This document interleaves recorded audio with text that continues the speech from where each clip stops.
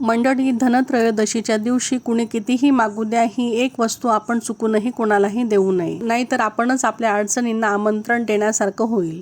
धनत्रयोदशीला काय करावं, काय करू नये याविषयीचे सर्वच व्हिडिओ तुमच्यासोबत ऑलरेडी मी शेअर केलेले आहेत. तसेच पूजा कशी करावी, त्यासोबतच या दिवशी कोणकोणत्या गोष्टी आपण कराव्यात याविषयीचे सर्वच व्हिडिओ आपल्या चॅनलवर अपलोड केलेले आहेत.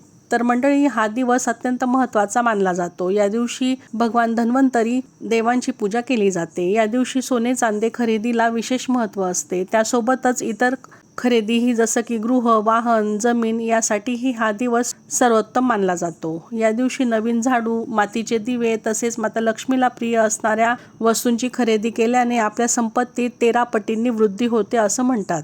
तसेच या दिवशी धणे खरेदी करणं खूपच शुभ मानलं जातं. तसंच धनत्रयोदशीच्या दिवशी धणे आणि गुळाचा नैवेद्य अर्पण केला जातो. तर हे धणे जे आहेत त्यांना सोन्या चांदीपेक्षाही अधिक महत्त्व या दिवशी असतं. धणे हे सोन्यासारखे मानले जातात. त्यामुळे धनत्रयोदशीच्या दिवशी कोणी कितीही मागू द्या, ते आपण अजिबात कुणालाही देऊ नये. आणि जर का तुम्ही धणे कोणाला दिलेत तर त्याचा वाईट परिणाम आपल्या जीवनावर होतो. हे धणे म्हणजे आपले आरोग्य, सुखसमृद्धी सगळ्यांचेच एक रूप मानलं जातं. आणि एक महत्त्वाचं म्हणजे तुम्हीही कुणाकडे ते मागू नये, कारण धणे हे सोन्यासारखे अमूल्य मानले जातात. त्यामुळे कुणालाही ते देऊ नये. या दिवशी धणे आणि गुळाचा नैवेद्य हा अर्पण केला जातो. त्याशिवाय धनत्रयोदशीची पूजा अपूर्ण मानली जाते आणि अशा चुका केल्याने आपणच आपल्या हातून आपली लक्ष्मी, धन हे दुसऱ्याच्या हातात देत असतो असा त्याचा अर्थ होतो. त्यामागे काही ना काही शास्त्र हे असतंच. म्हणून उगाचच काही वाईट होण्यापेक्षा व्यवस्थितपणे सांगून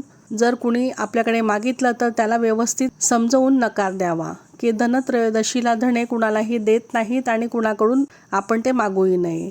आज त्यांना अत्यंत महत्त्व असतं, त्यामुळे ते आपण कुणालाही उसनवारी म्हणून व्यवहार करू नये असं नीट समजावून आपण त्यांना सांगावं. श्री स्वामी समर्थ.